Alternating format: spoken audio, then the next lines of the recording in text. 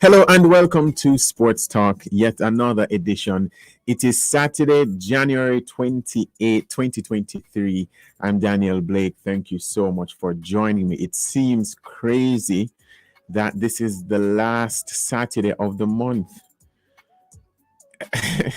I feel like we just come back last week. How the show, how is this the last show of January? And you know what's funny? And I think I spoke about it last year for those who tuned in last year. If this is your very first time listening, thank you so much for joining me. That I really appreciate that. But I don't know if it's climate change or things just get hard.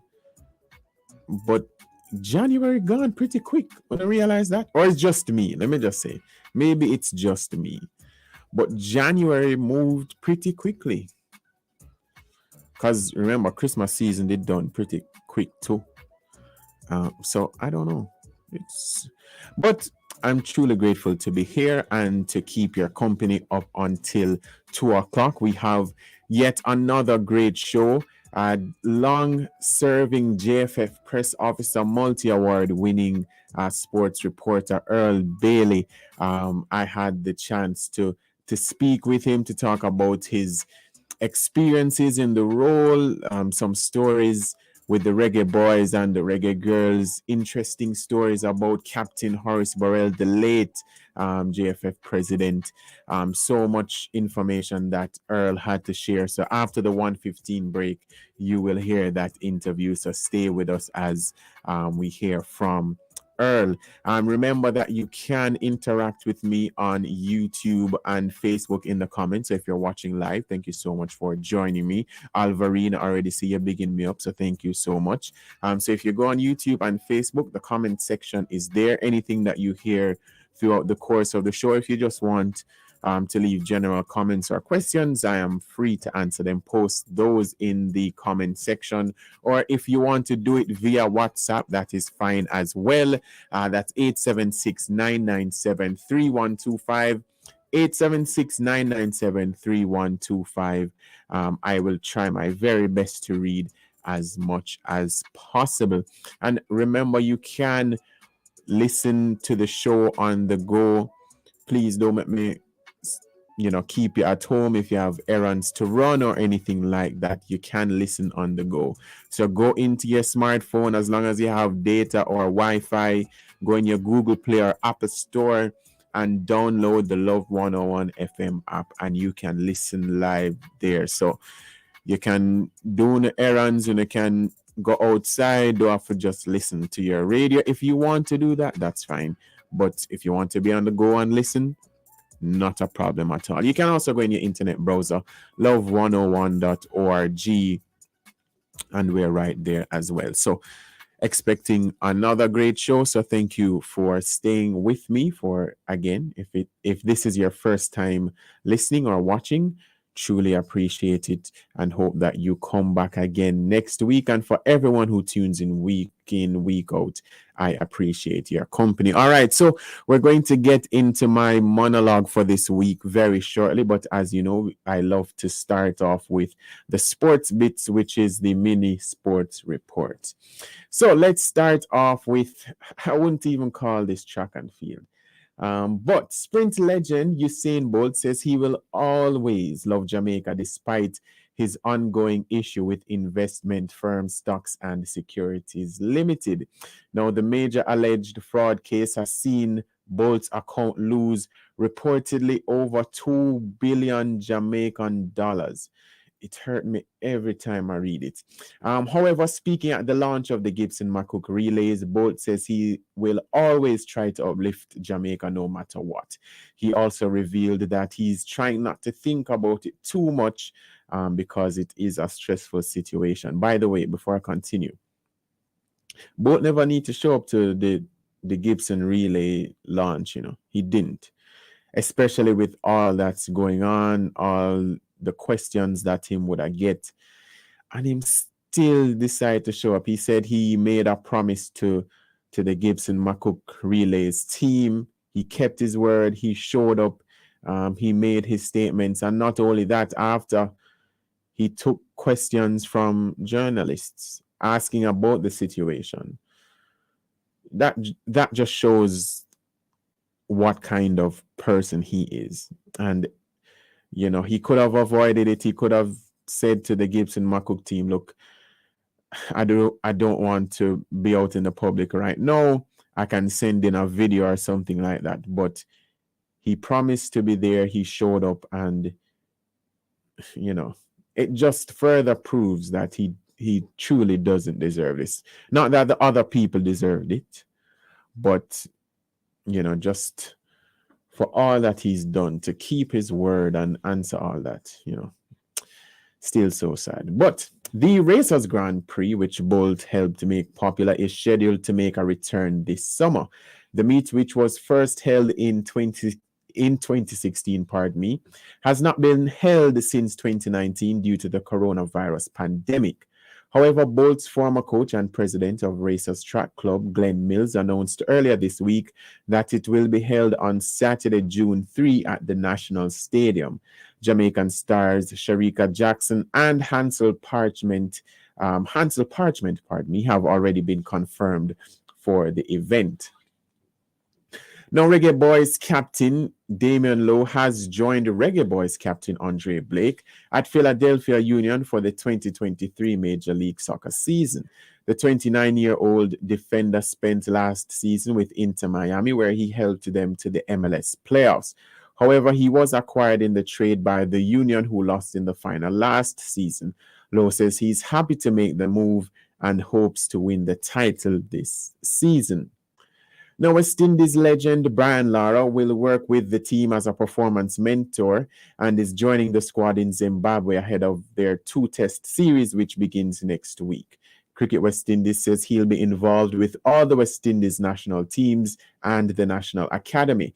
Lara believes he can help the players with their mental approach to the game and with their tactics to be more successful. And finally, 4-time NBA champion LeBron James has been chosen as a captain. Is 4-time LeBron win? Yeah, why may I say that like it weird?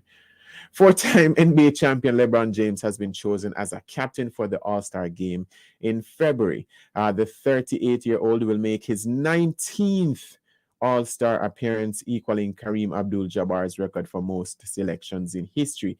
Eastern Conference voting leader Giannis Antetokounmpo of the Milwaukee Bucks will captain the other team.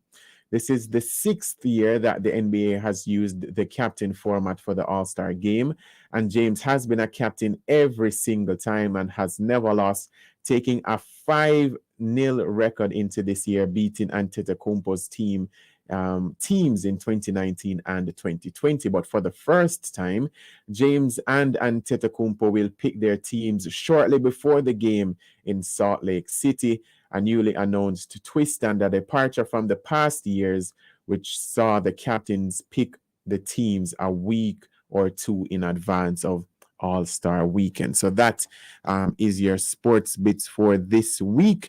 It is now time for this. Connection established.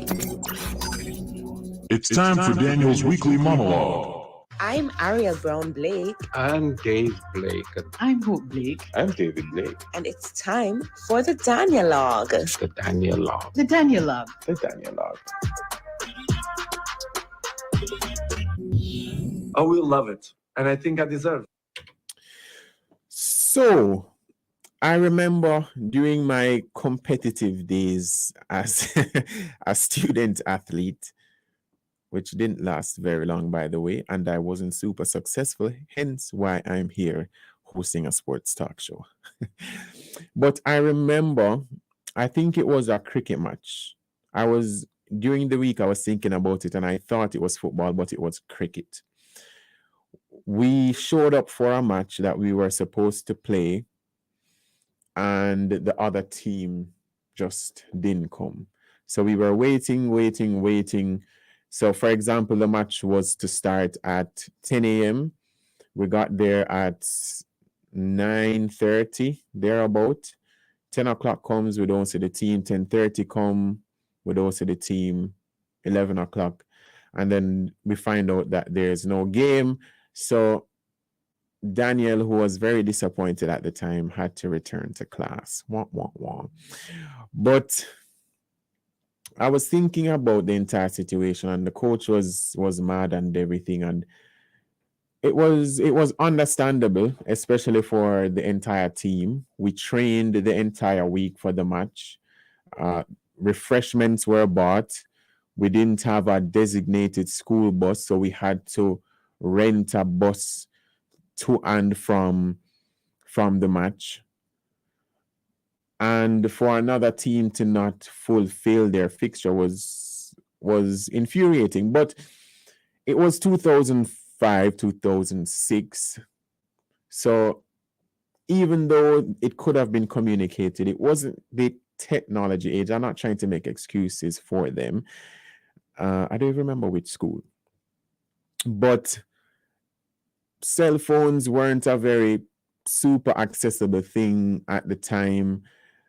So even though we would have loved to have known prior, saying, hey, our bus break down, or, we thought the game was tomorrow or the day before, whatever excuse that they had, right?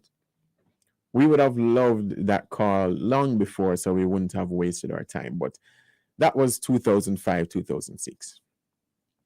In 2023, Chapelton Maroons of the Jamaica Premier League, they were to play a match last Sunday against Mount Pleasant, and they were the home team, by the way.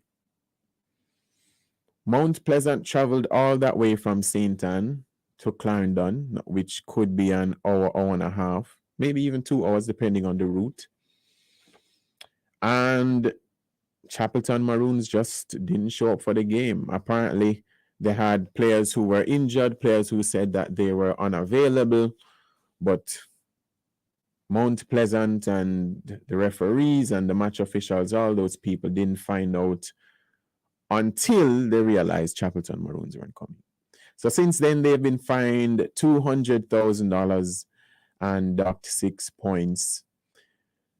And the more I think about it, it actually is pretty embarrassing, knowing that the Jamaica Premier League is trying to get to a stage where it's a super professional league where players can earn more sponsors can come on, and it can be seen as a top league in the region. And Chapelton Maroons, who had means of communication has never been easier. In 2023, today, let me tell you, you can send a message and it reach somebody in less than 0.2 seconds. And nobody could have called and say, yo, call the Mount Pleasant team or call the Jamaica Premier League team from the morning and say, hey, we're not going to make the game today. We're having a lot of internal issues. Now, would that have prevented them from getting the fine or the docked points? I don't know. But it was made worse because them never say nothing. Nobody never say nothing. So Mount Pleasant, who were training, full up them bus with gas, all the players, getting them refreshments, all of those things. And nobody could have called and say, hey, we're not going to make it, because they didn't find out an hour before the game that they weren't going to play it. They knew long in advance. Apparently, they had sent an email to the JFF, and my point is, communication is extremely important, and the better we communicate, the better not only our sports, but our society will be. You can imagine if I'm supposed to do sports talk and 12:55 come and the KG who, I relieve him for the hour, him don't see me. 1 o'clock come, him don't see me. And then it's only until after 2 o'clock him hear from me or something that I couldn't make it today. That wouldn't make any sense. because I not only did I inconvenience KG, but I inconvenienced love on a whole, the end from the top to the bottom. I inconvenienced you, the listeners and the viewers. So we have to communicate better, especially in sports. So yes, you had your internal issues, but do better and communicate next time.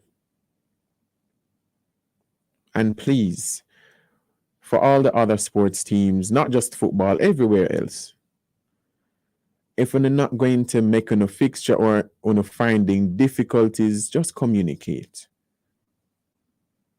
Things aren't always hard and fast.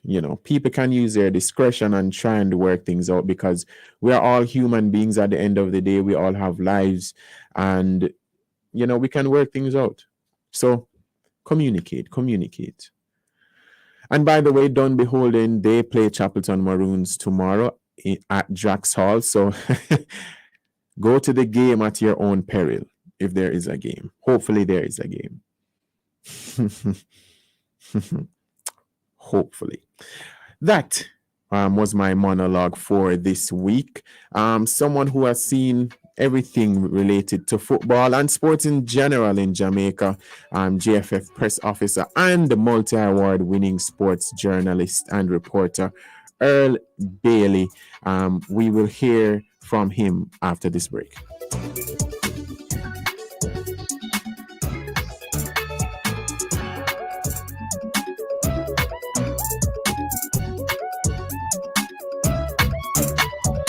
It's Love 101's 30th anniversary under the theme 30 years of music, family, and love. The celebration has begun with the 30 Days of Love Challenge. Today is day 14, Saturday, January 28th. Here's your assignment. Buy ice cream for a child. NIS pensioners' completed life certificates are to be submitted to the Ministry of Labour and Social Security once every 4 months. Check the return date on your life certificates and submit before the due date. For further information, contact the National Insurance Scheme at 876-922-8000-14 or visit the Ministry's website. The National Insurance Scheme, always working for you. A message from the Ministry of Labour and Social Security. We are the change that we want to see. The Press Association of Jamaica kicks off National Journalism Week 2023 with a church service this coming Sunday, January 29 at 8 a.m. A free press for a better Jamaica. National Journalism Week will run from Sunday, January 29 through to Saturday, February 4 with activities including a forum on children, sex and the media, regulation and responsibility in the digital age, and the National Journalism Awards. That's the service of Thanksgiving as the Press Association of Jamaica starts National Journalism Week. The service will be held at the Christ Church in Vineyard Town with host pastor and speaker Reverend Sean Major Campbell. The service will be held at 8 a.m. and the recording can be heard at 12 noon on the family station Love 101. On the outside is the image that's within Jack. 101.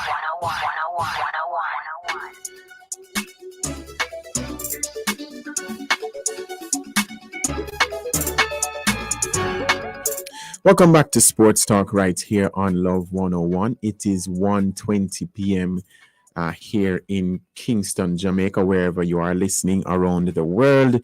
Thank you so much for tuning in.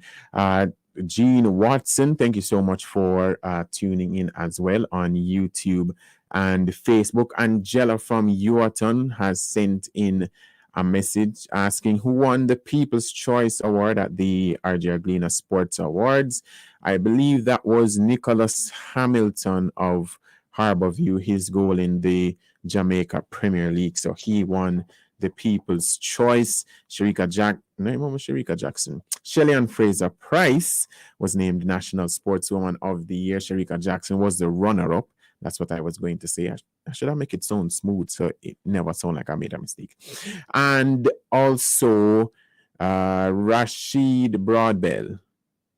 Yeah, he won the National Sportsman of the Year award. By the way, when I realize I'm getting old, so sometimes when you hear me need a little few seconds to think here and there. I'm getting pretty old.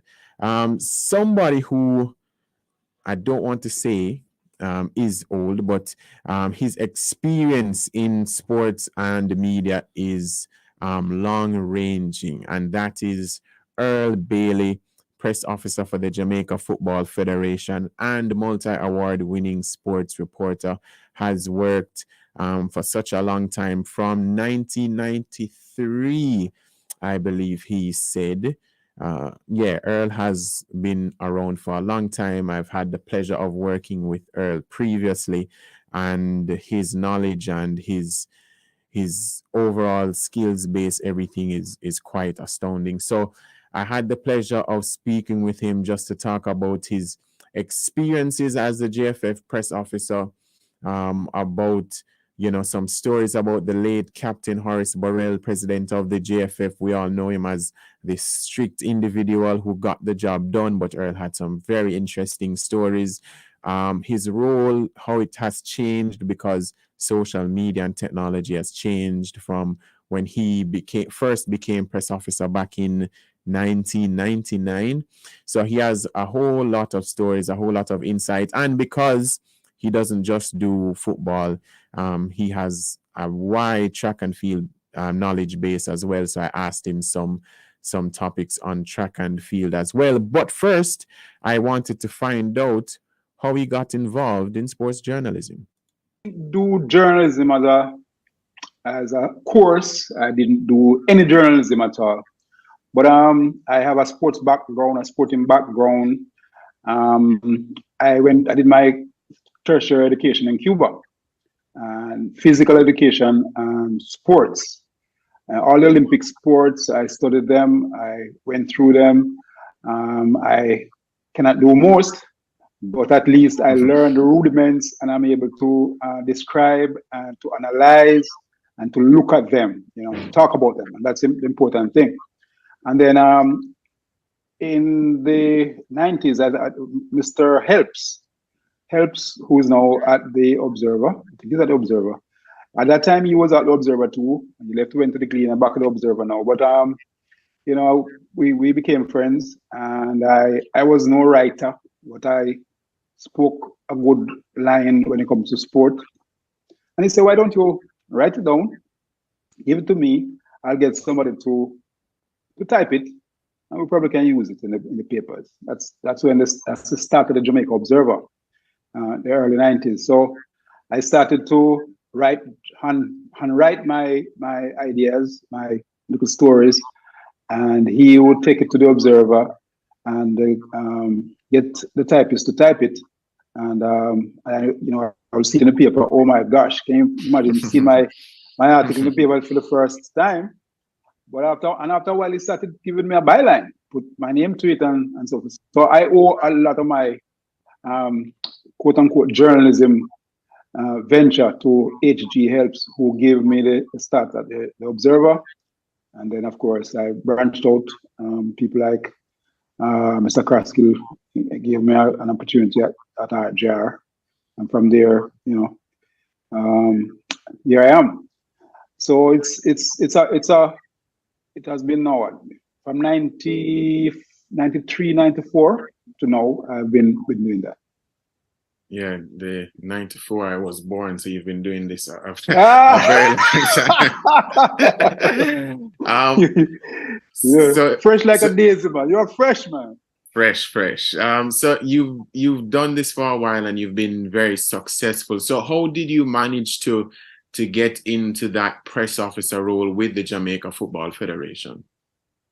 Right. I started covering the Reggae Boys in 95. Went through a journey. The journey started in 95, and I started with them. For that whole journey, I only missed one single game of the 98 World Cup campaign, and that was the draw in Canada. I remember that story. Right. I've been all over the place, and and Euros everywhere. So I became close to the team itself, and although I was critical of the JFF right through, if they did well, I'd say you did well, and if there was any problem at all, then I was the first person to announce it. And but I did capture the attention of the JFF, the attention of captain. He realized that I could do things. I mean, I was sensible and I knew what I was talking about. So when they had problems, I would talk about the problems, but I would also talk about the solutions, what you could do, how you could help this, how you could help that, how you could improve. And so when FIFA decided that, look, teams must have a press officer, it was mandatory. It became mandatory for teams to have a press officer at official games. Then I said, look, I love football. Maybe that's the way to go. So I applied for the job in late '98. That's after I came back from the World Cup, and I started at the JFF in January 1999, and that's when things started to move. So I've worked under three presidents really, with captain at the time, and then Mr. Boxhill came on afterwards, and then Mr. Ricketts. So on and off, of course, I worked for 7 years straight, from '99 until about 2005, 2006, yeah, thereabout. And then I left, did my thing on the outside. As you know, I do freelance stuff on the outside. And then captain asked me to return to do some stuff with him in 2015, like on and off. I was a press officer at the Copa America in Chile, the Copa Centenario in the US, 2016, and then the Gold Cup in 2017. And then I was asked after that if I was interested in coming back as the press officer. I'd left RJR in 2018, so I said, why not? Right now, I have a lot of time in terms of, because it's not full time, it's actually part time, although everything you see coming out comes from me. Yeah, but I'm able to do other things while I do the best I can with the JFF. So you mentioned that relationship with Captain Horace Burrell, and as we all know, he is seen as this ultimate taskmaster, very strict, but always wants to get the job done. What was it like working with him, especially when you probably had to get an interview or statement from him, and he may not have been in the best moods or anything like that? How was it like during those years? Wow. To be honest with you, working with Captain was easy. Generally easy, because I did not report to Captain much. I reported to Mr. Horace Reed, who I learned a lot from. Horace, when it comes to football, Horace is like a computer. It's like whatever you want to just into it, and then he's able to tell you. I mean, he knows the rules, he knows the regulations, he knows how FIFA works, and so I would meet with him once a week. He would call me to his office. I would sit down. I would discuss what is happening in the federation and so forth. So I learned from Horace Reed. However, with Captain now, the only time I would be with Captain is if there's something wrong, and he had to come in to tidy up. I remember us playing a game in St. Kitts, Jamaica versus St. Kitts, in a very small field in St. Kitts. I mean, the field was right next to the road, so people were driving right back behind the goalpost. Yeah, that's how small it is in St. Lucia. Sorry, St. Kitts. And there was a fight, and big fight, because even the referee got blooded. Yeah, so it was a big fight. And so when we came back to Jamaica, of course, we have to write a report to send to FIFA, because it's a big deal now. Once you touch a referee, then you have a problem. So when we wrote the story, I didn't write the story. I mean, it wasn't up to me to write. It was the manager and other people, I mean, the coach and so would write. Captain read through the stories and said, and you must be flipping mad. When he looked at it, he said, you're crazy. At that time, Captain was a part of the FIFA disciplinary committee. He was a member. So he knew how things work there. and he could tell you, look, if I bring this to the committee, if you ever send this to the committee, we'll be banned for about 2 to 3 years, and we have to spend more money than we have. So he said, look, everybody will go back and write. I will and make sure that was like on a Friday. Make sure that on Sunday everybody is here with a different. The story had to change completely. We had to find a way to make sure that Jamaica did not look so bad. Because what the managers were doing is actually saying how this thing started, how that thing started. Captain never want us to tell a lie, but at the same time, you have to mention the fact that there was no policemen there.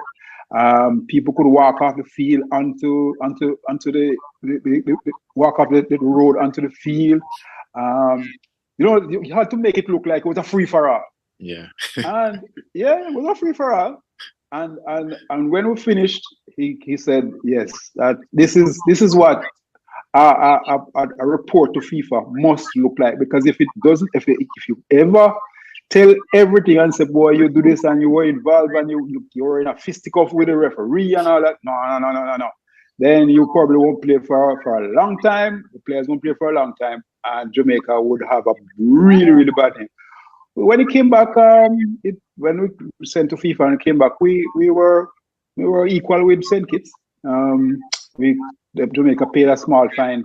St. Kitts paid a small fine, but none of the players were banned. And from that day, I said, this man knows exactly what he's about and what, because clearly I thought when I read the report the first time, the report sounded like exactly how I would write it, because that's how I would have seen it. Captain say, you can't see, if you do it like that, we're having problems. But those are the only times I would actually interact with Captain, because at press conferences and so, he had a peculiar way of dealing with press conference. Captain had this massive ego. Of course, he was a hard worker. He got the job done, but he had a massive ego. So call a press conference for a serious topic. All the media there, cameras, everybody, and say, for example, the press conference would start at 10:30. Everybody in place packed. And can't see no captain. So I went upstairs, and Captain sitting in his office with another gentleman, and I said, Captain, it's like I said, well, it's 20 minutes to 11 now. I mean, the press conference should start at 10:30. The captain said, oh, let them wait for a minute, man. Come on, I'll soon be there, man. I'll soon be there. Let me make an entrance, all right? Let me make an entrance.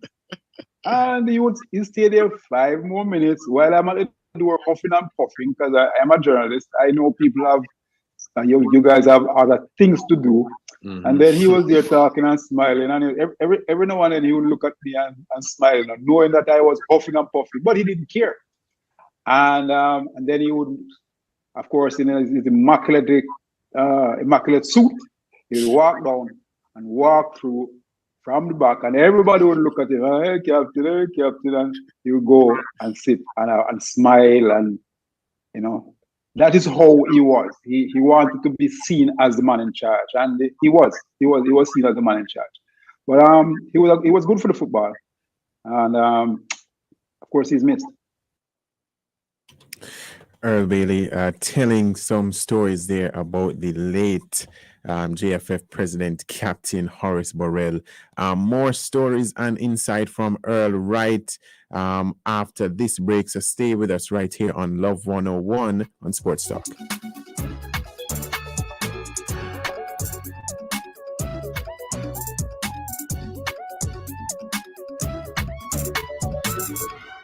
Wayne, Flo Yardan Road now faster than ever? Yeah, my virgin just get it. Him love it, though. Especially the 200 megabit speed and getting a Samsung tablet or phone for $999 plus GCT. You got the phone. So, you coming home now? Right after I pass the board. There's never been a better time to get the invaluable value of Flo Yardan Road. Sign up and get fiber fast internet at home, unlimited social, YouTube, talk and text with just $4,999 plus GCT. And save big on a Samsung phone or tablet. Conditions apply.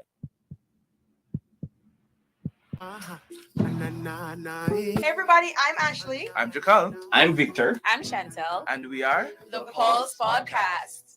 You can find us every Saturday at 7 p.m. on Love 101 FM JA's YouTube channel.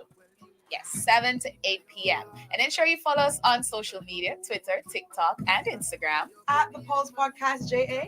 The Pulse Podcast, your weekly source of authentic, Jamaican, faith-based, creative content and edutainment. Love 101's 30th anniversary under the theme 30 years of music, family, and love. The celebration has begun with the 30 Days of Love Challenge. Today is day 14, Saturday, January 28th. Here's your assignment. Buy ice cream for a child.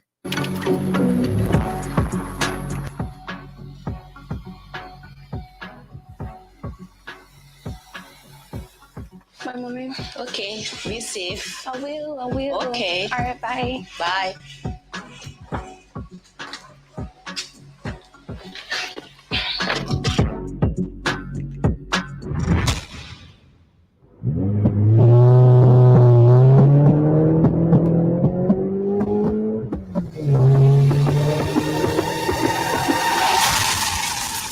Jamaica, a one life we have. Don't let this be your story. Look out for yourself and others. Too many Jamaicans are dying on our roads. So, slow down. It's not worth the rush. Arrive alive. A message from the Office of the Prime Minister.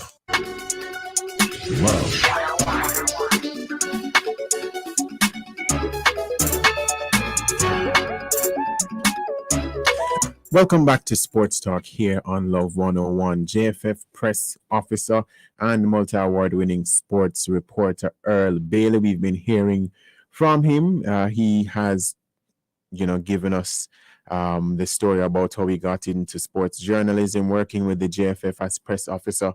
And before the break, he spoke about some interesting stories about the late JFF president, Captain Horace Burrell. So Earl will continue some of those stories about, his work, some plans for the future, and he'll also touch on some track and field topics. Yeah. So you have worked with different presidents. You have seen different generations of footballers being part of it for a long time, both the reggae boys and the reggae girls. How would you say your role has changed over the years? Because the technology in 99 is far different from what we have in 2023. Player relationships, the importance of social media. So how has your role sort of changed from then until now? That's a good question. When I went there in 99, there was not much I would do apart from doing interviews. For example, if I remember being in Sweden with a team, and then journalists, I would leave my number. I don't know my number, and I would roam, and they would call me, and I would give reports, or I would give the phone to the coach, and the coach would speak with the media. But what that did is he would have to speak 3-4 times. They would call him at odd hours and all that. Which clearly nobody likes, because of course the time difference. When you want to do your work, the man is trying to get some rest, or we're training or whatever. So it changed after a while, and thanks to, I did a course in videography at CPTC in 2002-3, somewhere there. Yeah. So I'm a certified videographer, and so now I'm able to do interviews and send to the media all at once. I am able to talk to the coach with a background, without a background, on the field, wherever, professionally, and send this in a group, in a WhatsApp group, and everybody is able to pick up that interview at the same time. So there's no favoritism where I would say, well, I like Daniel from the Gleaner, so I'm going to give Daniel and not give somebody else. No, but I've never done that. But you put up the interview one time and then everybody has it. So and we don't. The coach speaks just once. The player, if they need a particular player, the player speaks once, and all interviews are put there. Any information, if there's something different that I can't do in an audiovisual sense, then I just write it and it's there. The WhatsApp group that I have served a really, really good purpose. There are journalists there from Jamaica, from all over the states, and also from England that depend on the information that I give daily when I move with the team. So it's a little bit different now. It's easier now, much easier since the social media age. Yeah. So over the last few years, some would argue that the JFF has been involved in more controversial issues on and off the field. I'm not asking you to speak about those, but during that, I would say in quelling those situations or to do some damage control, how do you get involved? What advice do you give the president or the general secretary, if any, in terms of, trying to manage these situations, being the press officer? Right. Well, things crop up. And let me tell you, if you realize over the last 2-3 years, most of the problems that the JFF has had, it relates to traveling. It's not about on the field situation. It's not about how we run a game or how the team played in any country. It's a lot of it. I would say 90% of it is about traveling. So therefore, and there's not much I can do when it comes to that. What I do is basically speak with the general secretary and try to get him to go to speak as candidly as possible and as sensibly as possible, so that what we want goes out. So you kind of control the narrative as best as we possibly can. But football is a passionate sport. If you realize, a lot of things happen in other sports, in swimming and table tennis and boxing and but people, quote unquote, don't care. There's no passion there. But when it comes to the game of football, the least thing that happens, it becomes a big deal. And so therefore, being in football, you have to understand that you can't get too flustered when you hear something, but you have to just try to manage it. And when you look right across the world, it's not just Jamaica alone that have these problems. A lot of these big countries have problems every day. If you follow the paper in England, the FA constantly have problems too. But and their media is just as aggressive as our media. As you know, the English media is an aggressive media. But as I said, and I repeat, most of our problems relate to traveling and what we do, to visa situations, to baggage situations, some things that can be avoided. So we are hoping that over the next year, this year, a lot of those can be ironed out, and we can have not less news, but better news to speak with you about.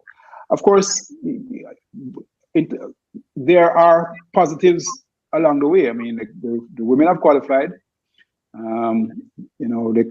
twice over the last 3 years. And so this year is a good year. So we better not spoil it. And the men have qualified for the Gold Cup as well. And so coming up, and they're trying to qualify. They have one game against Mexico in Mexico on the 26th of March. And if they win that game, then we go into the semifinal of the Nations League. So there are a lot of positives coming this year. Then of course, you have the Adidas contract. So very soon we'll be wearing three stripes instead of the one that we normally wear, Umbro. So a lot of new things, a lot of different things happening this year. Good things possibly. We have a new coach. That's Hal Grimson. He's very thorough. I think his people. Players. This guy is a players coach. Some coaches that they just do whatever they do and they walk out the field and you can't talk to them until tomorrow morning. No, This guy is somebody who deals directly with the players, and he knows the football. He understands the football. He's bright, and I think the team will do well with him. I think the players have bought in based on how he deals with them, and I'm hoping for good things, not just from him, but from everybody this year. Of course, the under 17s are in camp. The team will be named next Tuesday. And we're hoping, we're keeping our fingers crossed that this team will be able to qualify. We think that we have the quality, and but the thing about it, you never know. It might be a good cycle for all the teams. So Canada might turn up with a big team, America with a big team, Mexico with a big team, Costa Rica with a big team, and we have a big team too, but we turn up in fifth. So we're keeping our fingers crossed, and we're optimistic. Yeah, you did mention that it is a big year for Jamaican football. The Reggae girls playing at the World Cup. The Reggae boys will be in the Gold Cup and Nations League, and several other things in regards to Jamaican football. As the press officer, how do you prepare for such a busy year where you'll be in the States, you'll be in Australia, you'll be either in Latin America or in Europe? Like, how do you prepare your mind and all your plans for such a busy year? First thing I do is I make sure I stay fit. So I exercise every day. I don't know that I don't running and this, and I walk as much as I possibly can, and I have no weights at home. So I try not to put on any weight, and try to stay fit. That's first and foremost. And then the rest of it, because I've been doing it so long, it's not difficult. It's not difficult. When you're on tour, you have to ensure that when you're on tour, you're not just the press officer, you are the team media officer. That is how you're registered by CONCACAF or by FIFA. So what my job is say, for example, at the Gold Cup, is to ensure that the team, which involves the coach and the players, carry out their mandatory interview roles, making sure that they don't do things that they're not supposed to do in terms of infringing on the rights of CONCACAF or FIFA, for example, doing live videos on the field, or doing live videos. Because once you come out of the bus on game day, for example, you can't do anything live because you're infringing on the rights of the rights holders. So I would go through all of those with them. I would make sure that they attend interviews on time. Of course, the day before, you have the match day -1 interview with the coach, sometimes with the coach and a player, most times the captain. After the game, 10 minutes after the game, sometimes the coach is there, when we lose, not wanting to talk. I have to go to him and ensure that he comes to the interview and presents himself well, because this is the world he's looking on now. So things like those. If it's Jamaica, I have to ensure that the room is ready, everything is put in place for the interview. But generally, it's not difficult. As I say, as long as you mentally prepare for it, being in front of a big audience. When I'm abroad, I'm in front of a big audience, in front of a large crowd and so forth. So I get used to that now. Working with the girls, I am getting used to that as well. They were very good at the World Cup qualifiers in Mexico in July. So we were able to do a good amount of interviews. So because I don't know most of them in terms of talking with them, of course with the men, I am familiar with them because we have over and over. As soon as the new players come in, I introduce myself and I try to get the interview with them as quickly as possible so they get used to me. You don't want to have a player sitting there for days and you don't talk to them. So I try to get an interview early so that can I establish myself and establish the situation. No matter how short it is, there are people like Ravel now who is difficult to talk to and doesn't want to talk. So you have to get them at the right time. And while somebody like Mariapa who will speak with you 7 days of the week, you have to know who to talk to. You have some of the coaches who will talk to you from now until tomorrow in an interview, and there are others who, after 10 or so minutes, they will look around and say, like I say, it's time to leave. You know, we're finished now. Are we finished now? So you have to know the coaches and try to coerce them into giving as much information as possible. But overall, it's not difficult.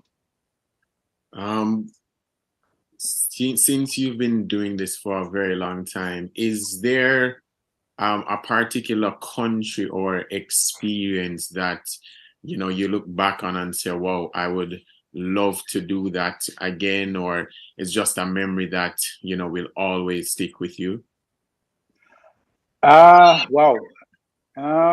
Qualification, being in Jamaica. I mean, my greatest memory is actually being in the stands when Jamaica qualified for the 1998 World Cup.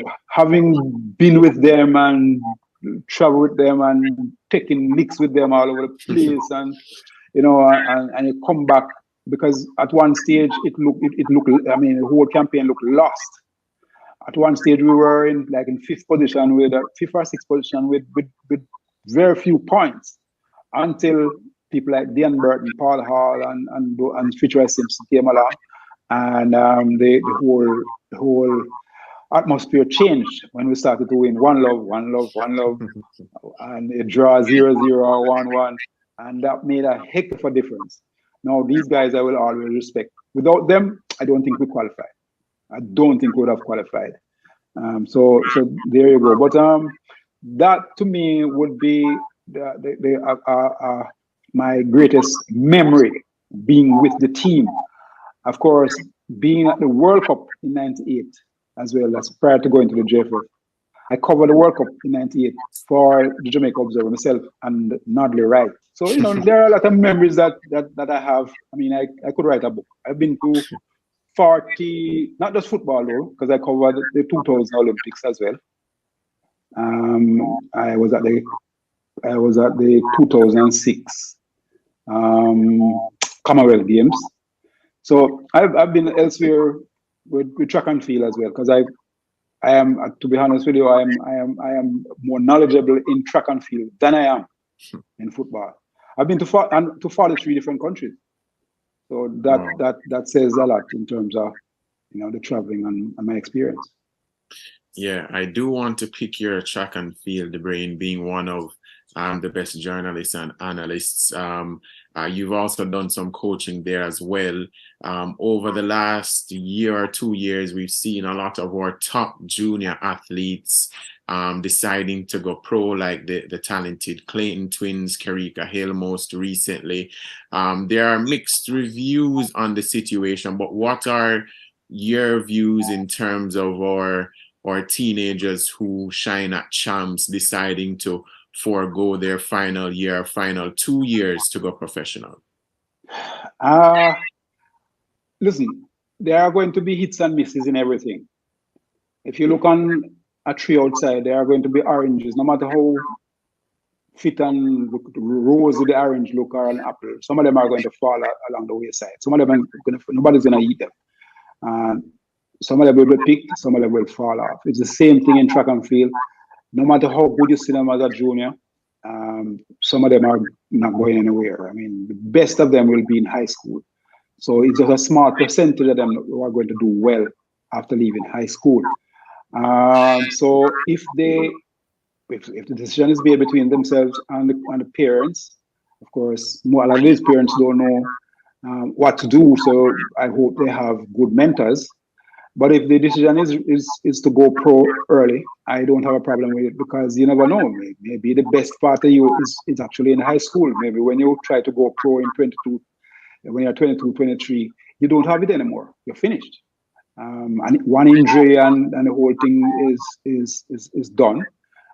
So I would say, if once you're over 18 and a proper contract comes your way, good contract that can help your family and can push you along the way, I have no difficulty with an athlete grabbing it and see what works, because you can always go back to study. You can always use some of that money to pay for your education.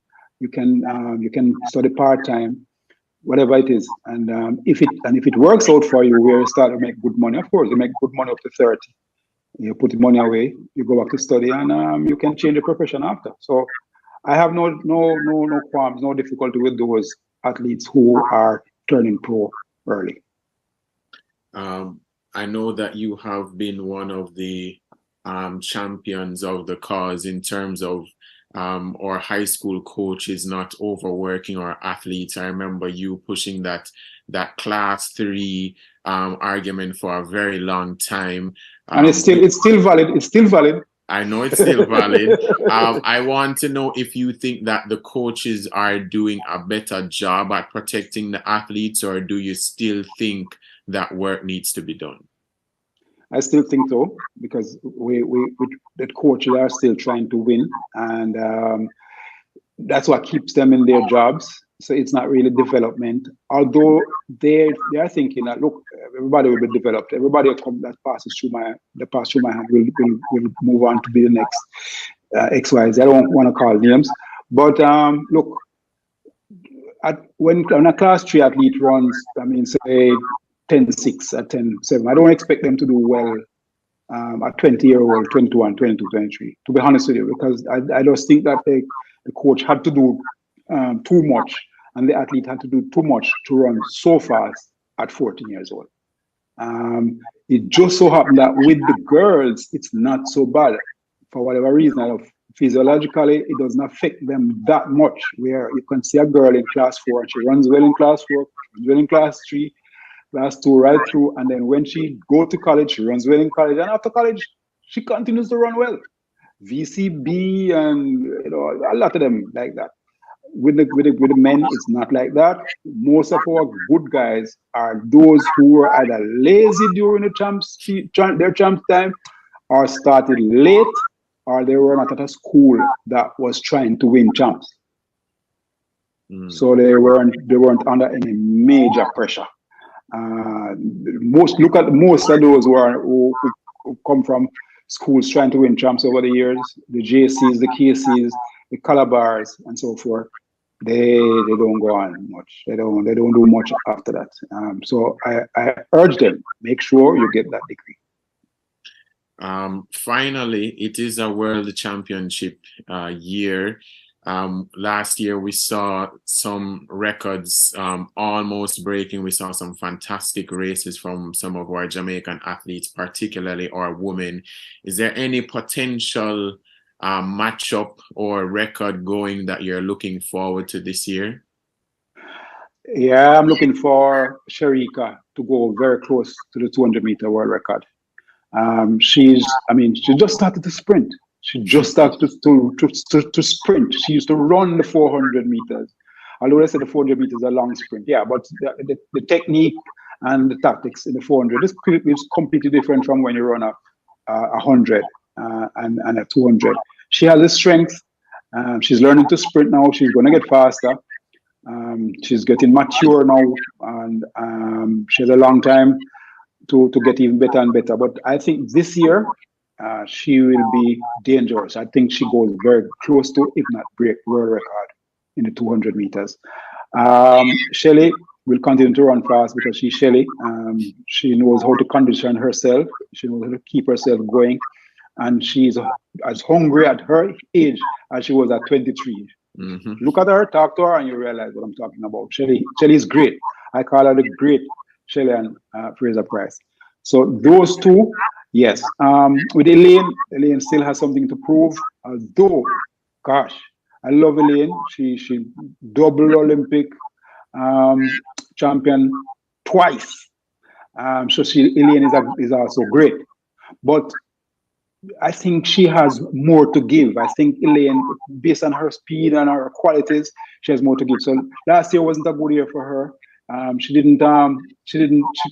cleared she was injured. You could see it.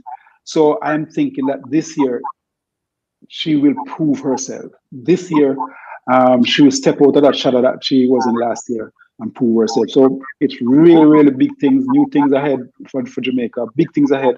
And of course the twins, the Clayton twins. Stephen Francis never fails, especially when it comes to women. He doesn't fail. and I don't expect him to fail with the Twins. Earl Bailey, press officer with the Jamaica Football Federation and multi-award winning sports reporter, joining me today to discuss a lot of topics regarding the JFF and communications, his work there, some of his stories, and as you heard, some of his views on some major track and field issues. Thank you to everyone who tuned in this week. It has been a great show. Thank you to Marian, Michael, Ophelia, and Meloni for sending in their greetings. But that's it for this week. Please join us again next week right here on Love 101, the family station, 1 to 2 p.m. for more sports talk. Until then, please enjoy your weekend and your week to come. And as always, watch some sports.